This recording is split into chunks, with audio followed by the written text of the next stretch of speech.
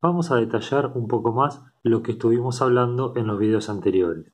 Para esto vamos a usar el apartado de neuroanatomía que está en el PDF que les entregué a principio de año. Igual este PDF se los voy a subir al grupo para que lo tengan por las dudas si no aparece o no tienen el PDF de comienzo de año.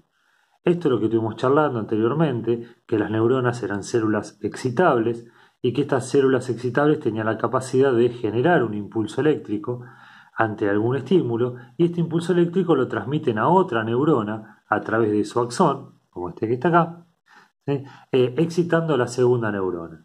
De esta manera decíamos que teníamos dos tipos de sinapsis, la sinapsis química y la sinapsis eléctrica.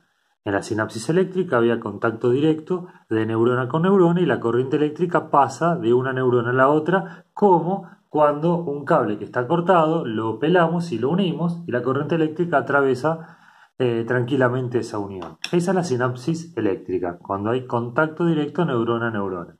En cambio, en la sinapsis química, recuerden que la primer neurona, en realidad lo que ocurre es que las neuronas no están en contacto, hay un espacio que las separa. Y la primera neurona, cuando llega la corriente eléctrica por el axón de esa neurona, viene la corriente eléctrica por acá, cuando llega al final hace que esta terminal libere un neurotransmisor.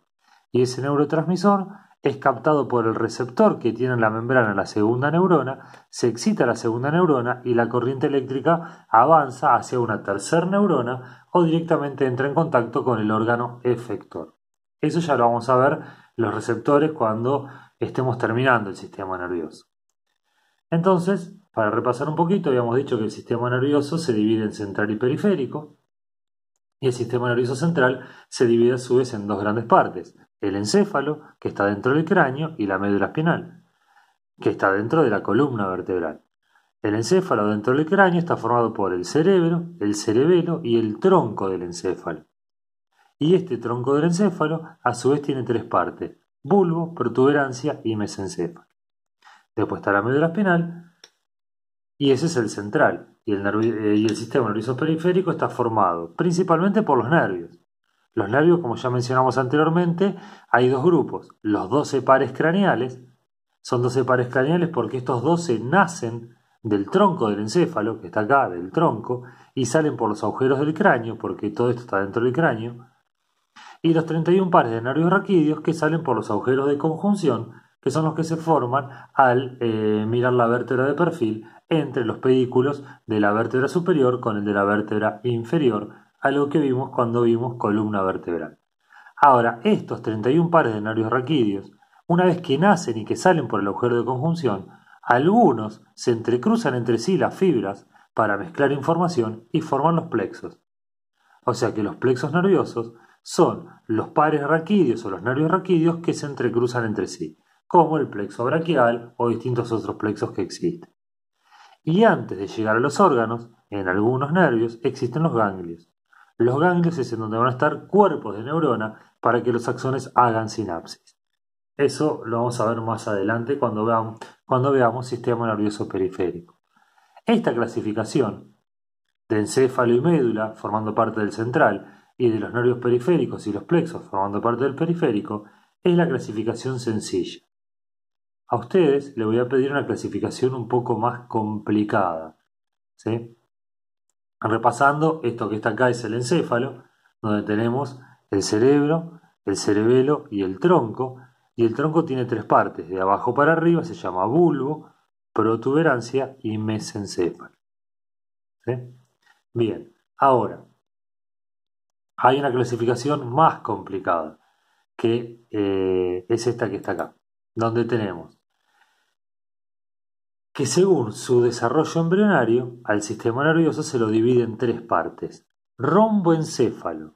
El romboencéfalo es la parte baja, que tiene forma de rombo, formado por el bulbo, la protuberancia y el cerebelo. El romboencéfalo sería este que está acá. El bulbo, la protuberancia, te llama protuberancia porque es como una pancita que protruye. Bulbo, protuberancia y cerebelo. Este es el romboencéfalo, dos partes del tronco y el cerebelo. Romboencéfalo. Después tenemos en una segunda parte el mesencéfalo. El mesencéfalo era la parte de arriba del tronco, esta que está acá. ¿Sí? Romboencéfalo, bulbo, protuberancia y cerebelo. mesencéfalo, que es la parte de arriba del tronco. Y por último, tenemos el prosencéfalo o cerebro, que es lo mismo, pero esto es lo que quiero que aprendan, que el cerebro o prosencéfalo no solo está formado por el hemisferio derecho y el hemisferio izquierdo, sino que también tiene una parte media entre ambos hemisferios llamado diencéfalo. Entonces, miren cómo se complica. Esto lo tienen que estudiar, es difícil. Entonces, repasamos. El romboencéfalo. El romboencéfalo es la parte inferior, formado por el bulbo, la protuberancia y el cerebelo.